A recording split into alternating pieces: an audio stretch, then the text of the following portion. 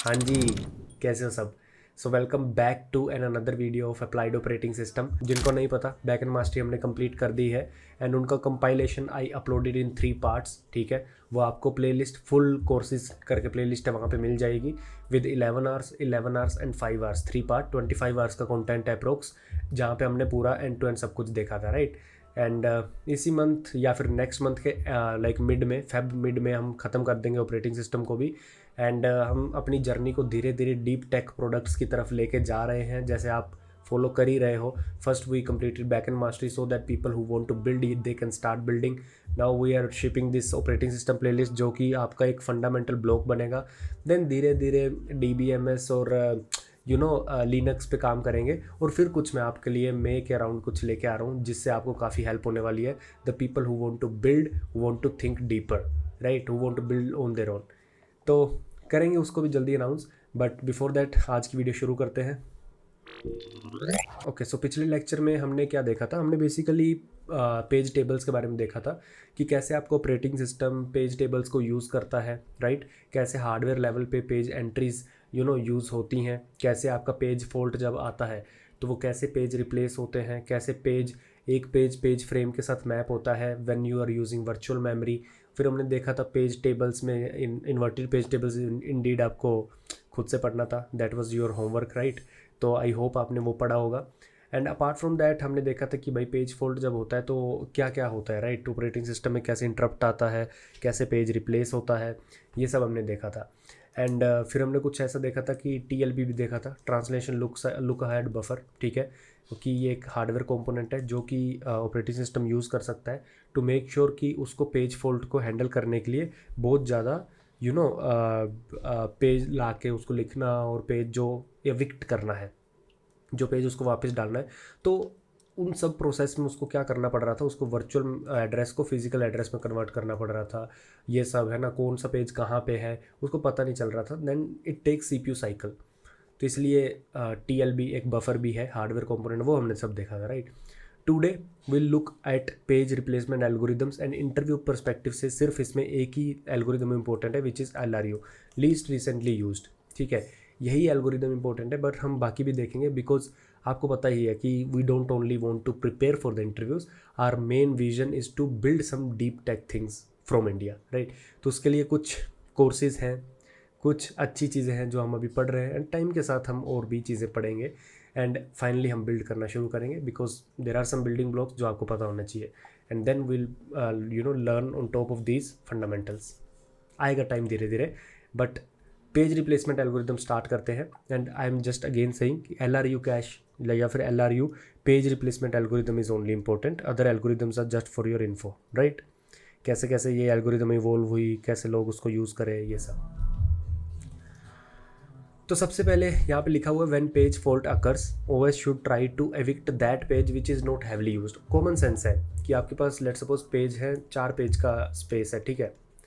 अब जब आपके पास 4 पेज का स्पेस है, 5वें पेज को आना है, तो वो वाला पेज आप रिमूव करोगे जो यूज़ ज़्यादा नहीं हो रहा, क्योंकि जो हिस्ट्री में यूज़ नहीं हुआ वो फ्यूचर में भी जाके यूज़ कम होगा। This is the assumption. एक ये चीज़ हो गई। There are some theoretical and practical algorithm for page eviction, ठीक है। कुछ थ्योरेटिकल है, कुछ प्रैक्टिकल है। अब थ्योरेटिकल आप बोलोगे क्यों पढ़ने की जरूरत है, देखो थ्योरेटिकल एल्गोरिदम पहले बनती है, उसके बाद ही प्रैक्टिकल एल्गोरिदम बनती है based on some trade offs of theoretical algorithms which you can't take. These algorithms are also applicable to other computer science things like cache. So basically जो भी हम आज एल्गोरिदम देख रहे होंगे वो पेज एविक्शन की होंगी, बट जहाँ पे भी आपको स्टोरेज की दिक्कत आती है कि आप कोई चीज़ें स्टोर कर रहे हो, ठीक है, चीज़ें स्टोर कर रहे हो, अब और स्टोरेज नहीं है तो आपको कुछ चीज़ें एविक्ट करनी पड़ेंगी, हटानी पड़ेंगी, वहाँ पे ये एल्गोरिदम यूज़ हो सकते हैं because these algorithm are just for replacing something to store something extra, right. यहाँ पे हम पेज रिप्लेसमेंट की बात कर रहे हैं। तो सबसे पहले अगेन आपने जॉब स्केड्यूलर में देखी थी, शॉर्टेस्ट जॉब स्केड्यूलर हमने देखा था, जिसको कि एडवांस में पता होता है कि भाई अगर मेरे पास 4 प्रोसेस आ रहे हैं, P1 P2 P3 P4, सबसे कम टाइम लगेगा P4 को, तो सबसे पहले वो P4 का स्केड्यूल कर सकता है क्योंकि सबसे जल्दी वो हो सकता है ख़त्म। But the caveat here is that you don't know कि P4 कितना टाइम लेगा, you don't even know, right. तो ये थ्योरेटिकल एल्गोरिदम्स होती हैं जो एक बेंचमार्क सेट करते हैं कि भाई बेस्ट एल्गोरिदम ये होगी, इसके ऊपर तुम जो भी बनाना चाहो बना लो एंड इससे तुम उसको कंपेयर कर सकते हो थ्योरेटिकली। तो सबसे पहले थ्योरेटिकल एल्गोरिदम फटाफट इसको करते हैं, क्योंकि हमने ऑलरेडी पहली बार मतलब पहले बहुत बार करा हुआ है कि it is similar to shortest job algorithm या फिर बेस्ट जॉब एल्गोरिदम, जो भी बोलना है आपको, that we did in scheduling. ठीक है, it is possible in theory but can't be implemented. क्योंकि आप कौन सा पेज एविक्ट कर रहे हो, ठीक है, आपको कैसे पता कि वो पेज एविक्ट करना है, क्योंकि ये एल्गोरिदम बोलती है each page can be labelled with a number of transactions और instructions that will run before the page will be referenced. वो बोलता है कि अगर आपके पास 4 पेज हैं, P1 P2 P3 P4, वो बोलता है हर एक पेज पे लेट सपोज एडवांस में ही पता है आपके सिस्टम को कि P1 को कॉल होगी 10,000 इंस्ट्रक्शन रन होने के बाद, लेट सपोज P2 को होगी 20,000 के बाद, P3 को होगी 5,000 के बाद, P4 को होगी 100 के इंस्ट्रक्शन रन होने के बाद। तो जब भी मैं P5 को स्टोर करना चाहता हूँ तो मैं किसको इविक्ट करूँगा, P4 को, क्योंकि सबसे लेट P4 कॉल होगा और मैं जितना इसको डिले कर सकता हूँ उतना मैं डिले करना चाहूँगा पेज फॉल्ट को। तो P4 सबसे लेट कॉल होगा तो पेज फॉल्ट सबसे लेट आएगा, right. So page with large number can be evicted, obviously बात है, जिसका लार्ज काउंटर है, ठीक है, उसी को एविक्ट करेंगे and it will be referenced far ahead in the future. मतलब ये बात काफ़ी देर बाद मंगवाया जाएगा तो पेज फॉल्ट आप उसको डिले कर दोगे। But this is a theoretical algorithm, this algorithm is not present in any real system. Let's study some practical examples और algorithm that are being used. ठीक है, तो कुछ ऐसी एल्गोरिदम की बात करते हैं जो यूज़ हो रही हैं, और नेक्स्ट वीडियो में हम कुछ बना भी रहे होंगे स्केड्यूलिंग में। ऑलरेडी हमने काफ़ी थ्योरी पढ़ी थी स्केड्यूलिंग की, डिफरेंट एल्गोरिदम भी पढ़ी थी, बट इट्स नॉट लाइक कि हम हमेशा आपको पता ही है कि थ्योरी सिर्फ हम नहीं करते, राइट। सो अगली एल्गोरिदम है the not recently used page replacement algorithm. So पहले पढ़ लेते हैं। As we have seen earlier that each page has bits like a R bit and a M bit. आपने पेज रिप्लेसमेंट या फिर मैं ऐसा बोलूँ पेज एंट्री देखी थी पिछले वीडियो में। हर पेज एंट्री के पास, हर पेज टेबल में जो एक एंट्री होती है उसके पास एक आर बिट होती है और एक एम बिट होती है, ठीक है। आर बिट आपको एक जो बिट है वो क्या बताती है कि पेज रेफरेंस हुआ है क्या रीड या राइट करने के लिए। If R bit is set, मतलब आर बिट अगर 1 है, जब भी कोई बिट सेट होती है उसको बोलते हैं 1, अगर उसकी वैल्यू 1 है तो इसका मतलब वो रेफरेंस हुआ है, ठीक है। अगर एम बिट सेट है, मतलब एम बिट की वैल्यू 1 है, तो इसका मतलब पेज रेफरेंस तो हुआ है, साथ में मॉडिफाई भी हुआ है, ठीक है। तो ये 2 बिट्स से आप काफ़ी कुछ अंदाज़ा लगा सकते हो कैसे। These bits are present in every page entry, ये हमने देखा था। These bits must be changed on every memory reference, इस पर बहुत अच्छे से ध्यान देना। जब भी आपकी मेमोरी रेफरेंस होगी, मेमोरी रेफरेंस का मतलब क्या है, क्योंकि आप अपने बेसिकल इंस्ट्रक्शन जब भी रन करते हो तो उसका एक वर्चुअल एड्रेस होता है। तो आपको तो पता ही है कि सीपीयू जब भी कोई इंस्ट्रक्शन रन करता है तो सीपीयू अपना वर्चुअल एड्रेस प्रोड्यूस करता है, जी हमने देखा था। उसमें जो मेमोरी एमएमयू आता है, मेमोरी मैनेजमेंट यूनिट, वही करता है उस वर्चुअल मेमोरी के एड्रेस को फिजिकल एड्रेस में कन्वर्ट, ये हमने देखा था, राइट। नाउ वो बोल रहा है कि जब भी आप कोई मेमोरी रेफरेंस कर रहे हो, आपकी सीपीयू को कोई भी इंस्ट्रक्शन रन करनी है, लेट्स सपोज उसको ये रन करना है प्रिंट हेलो वर्ल्ड, ठीक है। अब ये जब इंस्ट्रक्शन उसको रन करनी है तो उसको क्या करना पड़ेगा, हेलो वर्ल्ड करके एक वेरिएबल बनाना पड़ेगा या स्टैक से लेना पड़ेगा, कहीं से भी मेमोरी से उसको रेफरेंस करना पड़ेगा ना। वो वेरिएबल का फ्रेम अगर प्रेजेंट नहीं है या है तो उसके लिए उसको मेमोरी में तो जाना पड़ेगा। Now whenever memory is referenced 1 bit is set to 1, once a bit is set to 1 it stays 1 until the OS does change it. So इसका मतलब ये है कि जब भी उसने मेमोरी को रेफरेंस किया, किसी पेज को रेफरेंस किया, उसकी एंट्री में हम उसको 1 मॉडिफाइड बिट, अगर उस पेज को मॉडिफाई किया है तो 1 एम बिट 1 हो जाएगी, अगर जस्ट रीड किया है तो आर बिट 1 हो जाएगी, ठीक है। अब ये बोल रहा है कि अगर आपका हार्डवेयर कंपैटिबल नहीं है, मतलब ये तो हमेशा होता है कि जब भी हार्डवेयर ट्रेड ऑफ होता है कि भाई if hardware doesn't have these bits then OS has to simulate this. Basically अगर हार्डवेयर में नहीं है तो सॉफ्टवेयर लेवल पे उसके आपको एमुलेटर लिखने पड़ेंगे, right. So when ever a page table is formed, right, OS can mark all the pages as 0, which means they are not in the memory as of now. When page fault occurs, जब भी कोई memory में नहीं होता उसको reference किया जाता है, पेज फॉल्ट आता है, then OS will set the R bit, क्योंकि कोई भी पेज मेमोरी में नहीं था अब उसको रीड किया जा रहा है, राइट।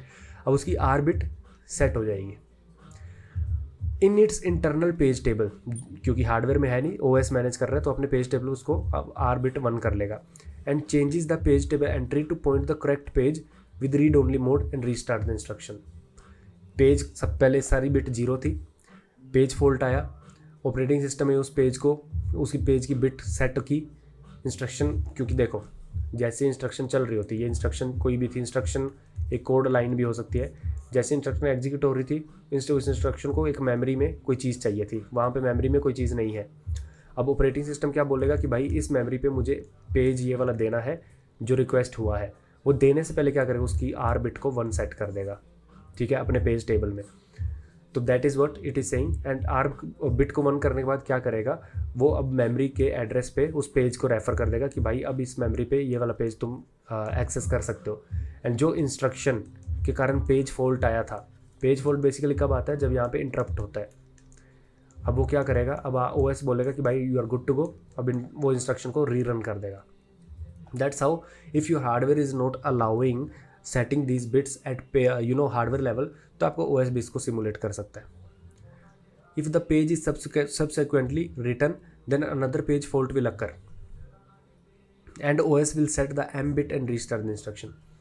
तो क्या बोल रहा है अगर वो कि if the page is subsequently written, मतलब वो बोल रहा है आपका पेज रेफर हुआ, मेमोरी में पेज लेके आया इंस्ट्रक्शन, बट वो इंस्ट्रक्शन पेज को मॉडिफाई भी कर दिया, ठीक है, then another page fault will occur. Basically हो क्या रहा है, वो बोल रहा है कि जब आपके ओएस ने उसकी आर बिट 1 सेट की थी, ठीक है, जब आर बिट 1 सेट करके पेज दिया, इंस्ट्रक्शन चलाई, अब वो पेज मॉडिफाई हो गया है, पेज मॉडिफाई हो गया है, मॉडिफाई के बाद एक और पेज फॉल्ट आ जाएगा इस केस में। तो यहाँ पे ये वाली चीज़ इंपॉर्टेंट है, ऑन एवरी क्लॉक इंटरप्ट, जैसे कोई इंटरप्ट आता है, R bit of the pages that are not referenced recently can be cleared as compare to the pages which are referenced. तो वो क्या बोल रहा है कि जब भी कोई इंटरप्ट आता है, जो पेज अभी तक रेफर नहीं हुआ है उनकी आर बिट 0 कर दो, जो अभी रेफर नहीं हुआ है, जो जस्ट रेफर हुआ है रीड राइट के लिए उसकी आर बिट 1 रहने दो।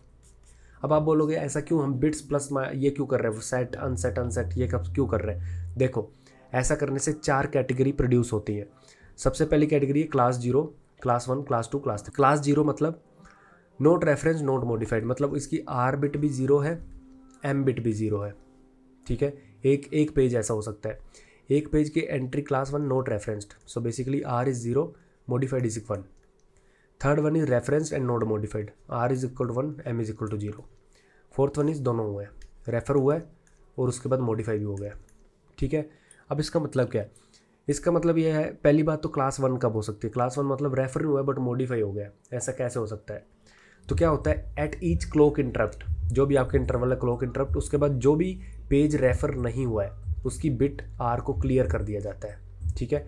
अगर कोई पेज रेफर रिसेंटली हुआ है 1 है, अगले कोर क्लॉक इंटरप्ट में लेट्स सपोज ये पेज 1 था, पेज 1 रेफर हुआ, इसकी आर बिट 1 कर दी, अगले पेज फॉल्ट पे पेज 2 रेफर हुआ, इसकी आर बिट क्या कर दी 0 से 1, लेकिन जो पुराने वाले थे जो अभी रेफर नहीं हुआ है उसको 1 को 0 कर दिया, ठीक है, 1 को 0 कर दिया। सो हर क्लॉक इंटरप्ट पे ऐसा होता है। तो क्लासेस क्या होती रहती हैं, ये क्लासेस चेंज होती रहती हैं, हर एक पेज अपनी क्लासेस चेंज करते रहता है। तो वो ये बोल रहा है क्लास 1 कब बनेगी, class 1 can happen only when class 3 got its R bit cleared by the clock interrupt. जब आपकी क्लास 3 है, जो पेज रिसेंटली रेफर हुआ उसके बाद मॉडिफाई हुआ, लेट्स सपोज ये पेज 1 था, अब पेज 2 रेफर हो रहा है, तो पेज 2 जब रेफर होगा तो मैं इसकी पुराने वाले रीड बिट ऑफ कर दूंगा 0, तो ये कौन सी क्लास आएगी, R0 मॉडिफाइड 1। तो ऐसे क्लास वो शिफ्ट कर लेगा। Now clock interrupt do not clear the M bit, M bit कभी भी क्लियर नहीं होती क्लॉक इंटरप्ट आने पे। It is only needed to know if we need to write page back to in the disk और not. वो ये बोल रहा है कि आर बिट आप हमेशा क्लियर कर सकते हो, 1 से 0 कर सकते हो ऑन एवरी मेमोरी रेफरेंस या फिर क्लॉक इंटरप्ट, बट आप मॉडिफाइड बिट को 1 से 0 नहीं कर सकते। वाई, बिकॉज मॉडिफाइड बिट को अगर मैंने 1 से 0 कर दिया तो मेरा पेज मॉडिफाइड हुआ था, ठीक है। अभी लेट्स सपोज फ्यूचर में ये पेज एविक्ट होता है अकॉर्डिंग टू दिस एल्गोरिदम, तो क्या होगा, ये जो मॉडिफाइड हुआ था, ठीक है, अब ये मॉडिफाइड डेटा जो मेरी मेमोरी में था वो डिस्क में जब मैं उसको एविक्ट कर रहा हूँगा तो वो मैं पुराने पेज में ओवरराइट नहीं करूँगा अगर मेमोरी बिट 0 होगी, ठीक है, क्योंकि आपको पता है कि मेमोरी बिट अगर 0 होती है, मॉडिफाइड बिट अगर 0 होती है तो इसका मतलब पेज का कंटेंट सेम है, हम जो डिस्क में पेज पड़ा होता है उसको ओवरराइट नहीं करते। तो इसलिए m की वैल्यू 1 रखना जरूरी है, so that in disk I can rewrite the page जो भी पेज पड़ा हुआ है, ठीक है। So not recently used algorithm can be used here, ठीक है। अब यहाँ पे जब आपके हर कोई एक पेज के पास एक क्लास है तो नोट रिसेंटली, अब जब भी कोई पेज एविक्ट करना होगा, हर एक पेज की एक क्लास होगी, ठीक है। तो आप कौन सा पेज एविक्ट करोगे? मैं वो वाला पेज एविक्ट करूँगा जो कि ना ही रेफरेंस हुआ है ना ही मॉडिफाई हुआ है, ठीक है। सो NRU note recently use can be use here, ठीक है। ये वाला एल्गोरिदम यूज़ करी जा सकती है to remove the page which is modified but not referenced in at least 1 clock cycle, ठीक है, 20 मिली सेकेंड लेट से। सो ये क्या बोल रहा है? ये बोल रहा है कि NRU यहाँ पे यूज़ की जा सकती है और आप कोई भी क्लास पिक कर सकते हो, बट कौन सी क्लास आप पिक कर सकते हो as an optimal class is to pick remove the page which is modified but not referenced in at least 1 clock cycle, ठीक है। तो लेट सपोज 1 क्लॉक साइकिल हो जाता है, मतलब ये आप NRU अपने अकॉर्डिंग बना सकते हो, बट यहाँ पे एग्जांपल ली गई है कि ऐसा पेज जो मॉडिफाई हुआ है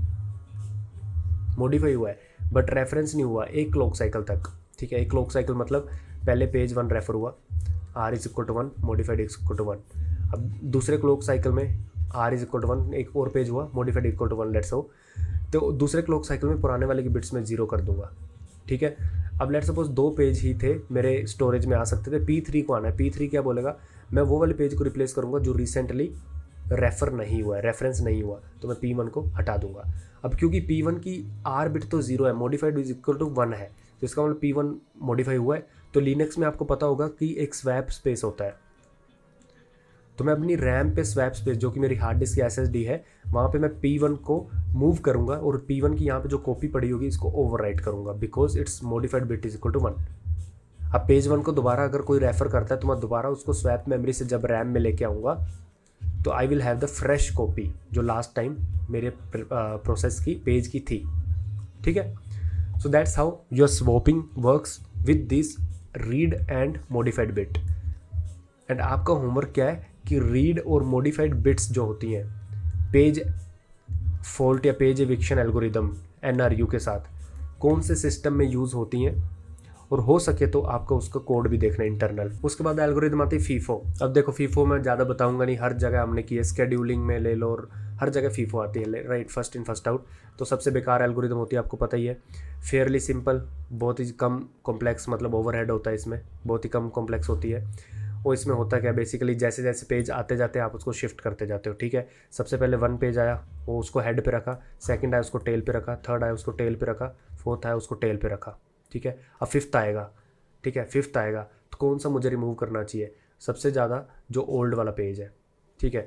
a new page can be pushed to the tail, जैसे न्यू पेज आता है वो टेल में जाएगा और पुराना पेज सबसे, जो भी सबसे आगे है वो सबसे पुराना पेज होगा, ठीक है, क्योंकि वो फर्स्ट पुश किया गया था, अभी तक आउट नहीं हुआ है। So that was firstly allowed in and it's still not out, right. तो ये है, a new page can be push to the tail and on page fault we can remove page from the front which will be the oldest. Problem here is अगर 1 और 2 page are old है but in heavy skews, तो problem मैं बता देता हूँ basically क्या है। लेट सपोज 1 और 2 सबसे ज़्यादा डिमांड में है, सबसे ज़्यादा यूज़ हो रहे हैं, बट 3, 4, 5 बहुत ही कम यूज़ हो रहे हैं। अब एक छठे पेज को आना है तो आइडली तो मुझे 3, 4 और 5 से रिमूव करना चाहिए, बट मैं 1 को रिमूव कर दूंगा क्योंकि वो सबसे पुराना पेज है। सबसे पुराना पेज होना और सबसे ज़्यादा पेज यूज़ होना में बहुत फ़र्क होता है। अगर फर्स्ट वाला पेज सबसे पुराना है बट सबसे ज़्यादा यूज़ यही हो रहा है, तो मेरे सिस्टम को फर्स्ट पेज को प्रायोरिटी देनी चाहिए to keep in the memory instead of swapping it out to the disk, ठीक है। तो ये मेक सेंस नहीं बनाती एल्गोरिदम, ऑब्वियसली FIFO कभी भी मेक सेंस नहीं की है, ठीक है। अब उसमें क्या नेक्स्ट, इसमें थोड़ा सा एक चेंज करके इसको थोड़ा सा प्रैक्टिकल बनाया गया, which is the second chance page replacement algorithm. What is this is कि a simple modification to FIFO can be done which is throwing the head page without looking at it can be altered. तो वो क्या बोल रहा है कि अगर आपके पास लेट सपोज ये थे पेज, 3 पेज थे, ठीक है। अब आपको चौथा लेट सपोज ऐड करना है और आपके पास स्पेस नहीं है, तो instead of blindly removing the oldest page what you can do is you can do a slightly modification on eviction. जब आप हटा रहे हो it can inspect R bit. देख रहे हो कैसे एक थ्योरेटिकल एल्गोरिदम जहाँ पे R और M बिट थी उसको यूज़ करके एक FIFO जैसी थ्योरेटिकल एल्गोरिदम में उसको यूज़ किया गया एंड थोड़ा सा प्रैक्टिकल बनाया गया। That's why I always say कि भाई थ्योरी पढ़ना जरूरी है, इम्प्लीमेंटेशन तो जरूरी है ही, जो हम आने वाले वीडियोस में करेंगे और पहले भी की है, बट नॉर्मल थ्योरी ये अब बकवास सी FIFO वाली चीज़ को भी इतना अच्छा बना रहा है R और M बिट, कैसी ये चीज़ें मिक्स हो रही हैं, right. So that's what you call as first principle thinking, कि आपको फंडामेंटल पता है, आप उनको यूज़ करके कैसे एक बड़ा ब्लॉक बनाते हो, right. So here you can use R bit which is 0, then it means page is old. Basically अगर आर बिट 0 है तो मतलब अभी चाहे पेज बहुत पुराना था बट अभी रिसेंटली रीड नहीं हुआ है, तो I can remove. And not referenced then can be evicted immediately. If R is 1, अगर आर 1 है तो ओल्डेस्ट पेज कितना भी हो, अगर आर 1 है इसका मतलब ये रिसेंटली कुछ क्लॉक साइकिल में जो भी मैंने डिसाइड किया, लेट्स सपोज 4 क्लॉक साइकिल में मैं आर बिट को 1 से 0 करता हूँ, तो 4 क्लॉक साइकिल में ये रिसेंटली हुआ है रेफर, तो मैं इस फर्स्ट वाले को रिमूव नहीं करूँगा। So you can just keep a R and M bit and it is cleared and put at the end of the queue. अब उसको सेकंड चांस दिया जाएगा, वो बोलेगा कि भाई ए हेड पे है, ठीक है हेड पे है, ये सबसे पुराना है बट इसकी आर बिट क्या है 1, तो इसका मतलब ये रिसेंटली हुआ है refer. Depends on the number of clock cycle that I am referring to. Let's suppose एक क्लॉक साइकिल है तो इसका मतलब लास्ट एक क्लॉक साइकिल में ये हुआ है रेफर, इसको रेफर किया गया है टू रीड और राइट। तो अब मैं ए को सेकंड चांस दूंगा, मैं बोलूँगा भाई तू भले ही सबसे ओल्ड है, तो क्योंकि सबसे पहले मतलब हेड पे है, इसका मतलब ऑब्वियसली ओल्ड है, सबसे पहले पुश हुआ था, तो भले ही ओल्ड है बट तेरा आर बिट 1 है, इसका मतलब you are referred recently in X clock cycle, X is up to me, so I am giving you a second chance. मैं ए को उठा के पीछे मूव कर दूंगा, ठीक है। अब मेरा एल्गोरिदम चलती जाएगी B C D E F G, similar जो मैंने ए के साथ किया, अब ए की बारी दोबारा आएगी। अब कितने क्लॉक साइकिल हो गए, एक क्लॉक साइकिल में ये रेफर हुआ, let's suppose next clock cycle में ये, नेक्स्ट में ये। अगर मेरा x3 है कि मैं अगर 3 क्लॉक साइकिल का वेट करता हूँ टू क्लियर माई बिट्स, तो 3 क्लॉक साइकिल के बाद मैं क्या करूँगा, जो ए की आर बिट थी जो मैंने लास्ट में पुश किया, इसकी आर बिट को 1 से 0 कर दूंगा, ठीक है, आर बिट को 1 से 0 कर दूंगा। नाउ ए जब भी फ्यूचर में आएगा उसकी सबसे पुराना होगा, आर बिट 0 होगी, मैं उसको इविक्ट कर दूंगा। That is the base case. जिसने भी रिकर्जन पढ़ा होगा उसको पता होगा कि रिकर्जन का एंड होना बहुत ज़रूरी है, ठीक है। और अगर आपका रिकर्जन एंड नहीं हो रहा तो वो क्या करेगा, इन्फिनिट लूप में चलेगा। तो बेस केस क्या होगा कि मैंने सेकंड चांस दिया एंड सेकंड टाइम ये इविक्ट होना ही चाहिए, क्योंकि मैं आर बिट को 1 से 0 करूँगा। अगर आर बिट को 1 से 0 नहीं करूँगा, I will go in infinite loop. So if r bit of a is 0, then it can be evicted immediately. If r bit of a is 1, then it will be pushed at the end of the queue and will be given a second chance, ठीक है। And r bit of a will be cleared before push, अगर clock cycle 1 है तो। One by one, this algorithm applies to all of the other processes, and once it will reach at a, it will read the r bit and it will be 0, it will evict. Hence this algorithm always terminates. OS में ये वाली चीज़ बहुत important है कि आपकी algorithm terminate होनी चाहिए, this thing is important. Deterministic होनी चाहिए आपकी एल्गोरिदम की भी ये टर्मिनेट होगी, ठीक है। नेक्स्ट वाली काफ़ी इंटरेस्टिंग चीज़ है, सिमिलर है जो अब हमने अभी देखा, सेम टू सेम वही है, बस उसको एक क्यू में ना करके साइक्लिक क्यू में डाल दिया है। जिनको पता नहीं है कि एक क्यू होता है और एक साइक्लिक क्यू होता है, ठीक है, फटाफट बता दे। तो एल्गोरिदम फालतू है बट डेटा स्ट्रक्चर अच्छा है कि जब आपकी क्यू होती है, बेसिकली क्यू क्या होती है कि उसमें लेट्स सपोज 0 1 2 3, इसमें 4 प्लेसेस है। जब आप पीछे जाओगे, यहाँ पे पॉइंटर आया, फिर यहाँ पे आया, यहाँ पे आया, यहाँ पे आया, अब 3 के बाद कोई है नहीं, तो इसको 3 से वापस आना 0 पे। तो आपको बेसिकली कॉम्प्लेक्स है ये डेटा स्ट्रक्चर, थोड़ा सा आपको क्या करना पड़ेगा, आपको इंडेक्स को मॉड्यूलो लेना पड़ेगा 4 से। मॉड्यूलो मतलब रिमाइंडर, तो आप किसी भी आई कोई भी कुछ भी हो सकता है, 0 1 2 3 4 5 6 7 8 9 10, जो इसका आंसर आएगा रिमाइंडर वो आएगा 0 2 3, ठीक है। तो बेसिकली कॉम्प्लेक्स ना करते हुए मैं ये बोल रहा हूँ 0 1 2 3 4, मुझे ऐसी कैलकुलेशन ना करनी पड़े जिसमें मेरे CPU साइकिल वेस्ट हो। तो मैं क्या करूँगा, मैं सिंपली इसको क्लॉक की तरह यूज़ करूँगा और 4 के बाद दोबारा 0 पे आ जाएगा, मुझे कुछ कैलकुलेशन करने की ज़रूरत नहीं पड़ेगी। सो आपने क्यू को साइक्लिक क्यू में बना दिया। ऑन पेज फॉल्ट क्या होगा, जहाँ पे भी आपका पॉइंटर है, पेज फॉल्ट आया उसको पढ़ो, ठीक है। जहाँ पे भी आपका पॉइंटर होता है ना वो ओल्डेस्ट पेज होता है, इसको क्यू ही मानो, क्यू मानो, ओल्डेस्ट पेज होगा। आपने आर बिट पढ़ा, उसका आर बिट इसका 0 था तो विक्ट कर दोगे, ठीक है। आर बिट 1 है तो इसका मतलब इसको सेकंड चांस दोगे, तो आप अपने क्लॉक के जो पॉइंटर है उसको मूव करोगे। हम इसमें क्यू में क्या कर रहे हैं, प्रोसेस को मूव कर रहे हैं। बेसिकली यहाँ पे ए था, ए को पीछे मूव कर रहे हैं, ठीक है।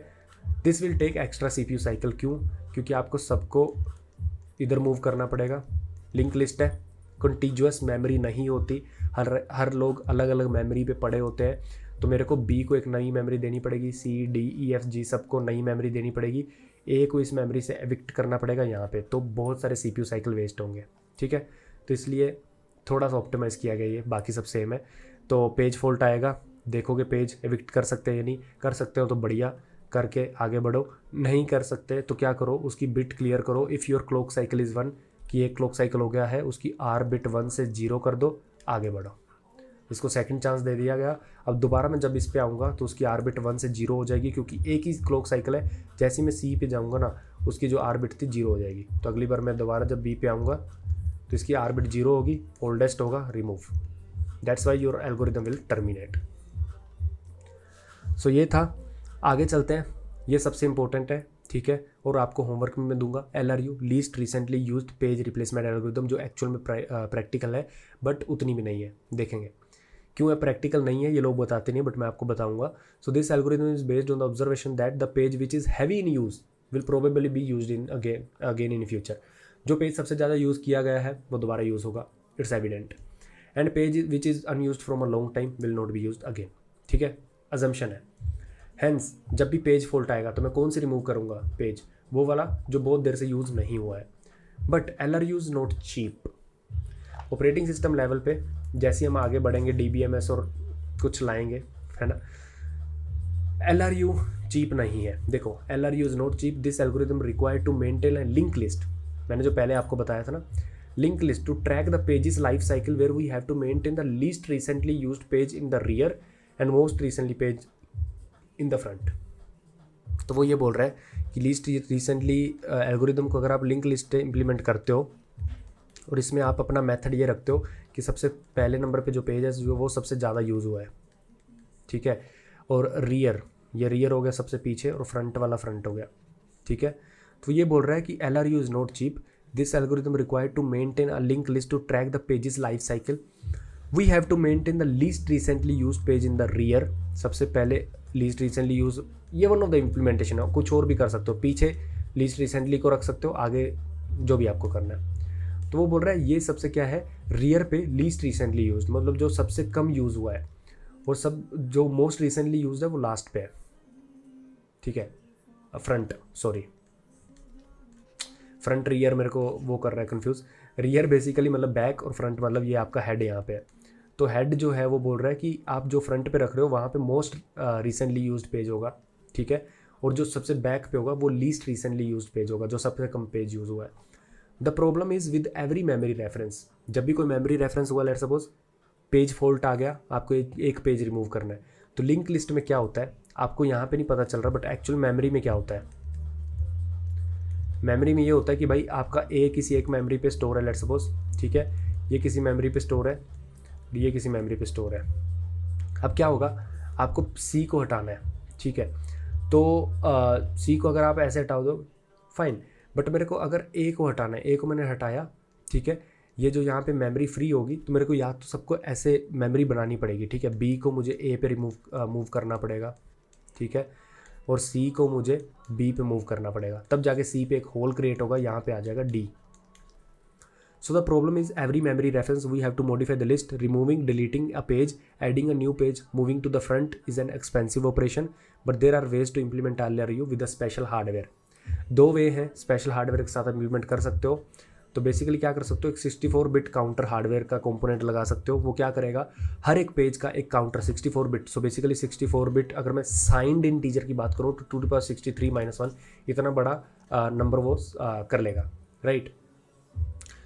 तो what we can do is कि 64 बिट काउंटर मैंने मेंटेन किया, each page in page table when page will be referenced increment the counter. So basically वो बोल रहा है कि लेट सपोज आपके पास 4 पेज है, ठीक है, लेट सपोज ए वाला पेज मेरा रेफर हुआ, इसका काउंटर 0 से 1 हो जाएगा, दूसरी बार रेफर हुआ 2 हो जाएगा, तीसरी बार 3, और इसका अलग काउंटर होगा 1 2 3। और लेट सपोज एक और पेज आना है और मुझे पेज फॉल्ट आ गया तो मुझे रिमूव करना है। लेट सपोज डी का काउंटर 1 है, सी का काउंटर 3 है, तो सबसे कम काउंटर मतलब कम यूज़ हुआ है तो उसको मैं हटा दूंगा, ठीक है। Remove the one with minimum counter. Again इससे आपकी मेमोरी रेफरेंस, जो पेज आप हटाओगे फिर सबको आगे मूव करोगे, वो आपका सोल्व क्यों हो पाएगा, क्योंकि here you are relying on counter not on the positions. There you are relying on the position कि भाई जो फ्रंट वाला है मैं उसको रिमूव करूँगा या फिर जो बैक वाला है, डिपेंडिंग आपने कैसे इंप्लीमेंट किया है, मैं बैक वाले को रिमूव करूँगा। जब आपको रिमूव करते हो स्पेस बनाने के लिए सबको आगे लेना पड़ेगा या पीछे लेना पड़ेगा। उन सारी मेमोरी रेफरेंस को चेंज करने के लिए clock cycle, CPU clock cycle waste होंगे। यहाँ पे भी होंगे काउंटर कंपेयर करने में, बट हार्डवेयर में बहुत जल्दी चीज़ें हो जाएंगी अगर काउंटर हार्डवेयर बेस्ड है तो। फॉर n पेजेस, अगर अब दूसरा जो मेथड है वो ये है कि अगर आपके पास n पेजेस है, ये एक्चुअल में इम्प्लीमेंट कर सकते हो आप इसको। For n pages machine can make n cross n matrix in its hardware setting all values to 0 initially, and when kth page will be referenced then kth row all bits will be set to 1 and kth column will be set to 0। इसका मतलब क्या है? इसका मतलब ये है, देखो let's suppose 3 page है, 3 पेज लेते हैं। सबसे पहले सबकी बिट्स 0 होंगी, ठीक है। ये पेज 1 है, पेज 2 है, पेज 3 है। लेट्स सपोज पेज 3 मेरे पास रेफर हुआ, ठीक है। पेज फॉल्ट नहीं आएगा क्योंकि पेज मेरा है, तो मैं सबसे पहले 1 कर दूंगा इसको, 1 1 1। थर्ड पेज है, ठीक है, थर्ड पेज है। अब क्या करोगे आप, केथ पेज है, ठीक है। केथ क्या है यहाँ पे 2, राइट, 0 1 2, इंडेक्सिंग 0 बेस्ड है, 0 1 2, केथ 2 है। अब आप क्या करोगे, सेकंड कॉलम के बिट को 0 कर दोगे, ठीक है। सबको 0 कर दोगे, यहाँ पे 0 आ जाएगा, ठीक है। तो होगा क्या, ये होगा, देखो ये 0 हो गया, ठीक है। अब लेट्स सपोज सेकंड वाला पेज आपका रेफर हुआ है, second page is basically at the index of 1 यहाँ पे, ठीक है। तो यहाँ पे आप क्या करोगे, सबको पहले 1 करोगे, 1 1 1, ठीक है। कौन से इंडेक्स वाला, कौन सा पेज आपका रेफर हुआ, केथ पेज 0 1 2। सो आपका जो पेज रेफर हुआ है P0 P1 P2। अभी आपने P1 रेफर किया है, तो सबसे पहले क्या किया, उसकी सारी रोज को 1 1 1 कर दिया। फिर आपने को क्या करना है, उसके कॉलम को 0 कर देना है। कौन से कॉलम को, केथ कॉलम को ही। यहाँ पे के बेसिकली 1 है, तो केथ कॉलम मतलब 1, फर्स्ट कॉलम को 0 कर देना है। यहाँ पे मैं इसको 0 कर दूंगा, ठीक है। तो वैल्यूज़ क्या आई हमारे पास, वैल्यूज़ आई 1 1 0 1 0 1 1, ठीक है। अब क्या होगा, थर्ड पेज रेफर होगा, उसको कर देंगे 1 1 1, क्योंकि sorry note third page, first page which is P0, और 0th कॉलम उसका 0 कर देंगे। केथ पेज रेफर हो रहा है, के रो सारी 1 कर देंगे, केथ कॉलम 0 कर देंगे, तो 0 0 0। सॉरी पिछली बार इसको 0 किया था ना, ये भी 0 होगा, ठीक है। अब चौथा पेज आता है, चौथा पेज आता है तो मेरे को क्या करना पड़ेगा, एक पेज विक्ट करना पड़ेगा, जिसकी सबसे कम वैल्यू है उसको विक्ट कर दूंगा। कौन किसकी कम वैल्यू है, इसकी। तो आइडियली अगर आप इसको ड्राई रन करोगे तो आपको पता चलेगा जो पेज सबसे पहले रेफर हुआ था, जो ओल्डेस्ट पेज है वही विक्ट होगा हमेशा n क्रॉस n मैट्रिक्स में। So the algorithm is, n page है तो n क्रॉस n की मैट्रिक्स बनाओ, सेट ऑल बिट्स टू 0, ठीक है। केथ पेज रेफर होता है, where kth is basically the index, ठीक है। सो बेसिकली आपके अगर n पेज हैं तो क्यों P0 P1 P2 so on Pn-1 इतने पेज होंगे। केथ पेज रेफर हुआ तब क्या करोगे, केथ रो की सारी बिट्स 1 कर दोगे, केथ कॉलम पूरा 0 कर दोगे, केथ कॉलम पूरा 0 कर दोगे। एक बार और बता देता हूँ। So what you will do is P0 P1 P2, ठीक है। के आपका क्या है 0 2 2, ठीक है। n आपका क्या है, n क्रॉस n की मैट्रिक्स n आपका 3 है, 3 क्रॉस 3। P1 रेफर होता है तो आप क्या करोगे, P1 की सारी बिट्स 1 करोगे, ठीक है। P1 मतलब k is equal to 1 and first column पूरा 0 कर दोगे, ठीक है। बाकी तो सब 0 शुरू से होता ही है। फिर P0 रेफर होगा, P0 सब 1 करोगे पहले, फिर फर्स्ट कॉलम पूरा 0 कर दोगे, 0 0 0। तो आपके पास क्या हुआ, यहाँ पे आया 0 1 1, सेकंड वाले पेज पे 0 0 1, थर्ड है 0 0 1 0 0 0। तो ऐसे ऐसे करते जाओगे, ड्राई रन करके देखोगे तो हमेशा सबसे पहले वाला पेज जो सबसे पहले रेफर होता है वही रिमूव होगा, ठीक है। आपका होमवर्क क्या है, होमवर्क है आपका ये LRU कैश को इम्प्लीमेंट करना है अपनी मनपसंद एल्गोरिदम लैंग्वेज में, ठीक है। C++, जावा, जो भी यूज़ करना है। LRU कैश, इसमें कैपेसिटी है, कौन सी की को रेफ़र किया गया, क्या वैल्यू है। 2 चीज़ें आप यहाँ पे कर सकते हो, एक तो आप इम्प्लीमेंट कर सकते हो इम्प्लीमेंट यूजिंग मैट्रिक्स, ये देखना है आप इम्प्लीमेंट कर पाते हो नहीं, ट्विटर पे पोस्ट कर देना इम्प्लीमेंट कर पाए तो। दूसरा आप कैसे कर सकते हो, साइक्लिक क्यू, और अप्रोच सोचना कैसे कर सकते हो। ठीक है, इसको करना ये आपका होमवर्क है, सीखने को मिलेगा थोड़ा बहुत, है ना। मिलते हैं अगली वीडियो में जहाँ पे हम एक प्रोजेक्ट लेके आ रहे हैं, टास्क शेड्यूलर। ठीक है, तब तक के लिए बाय बाय।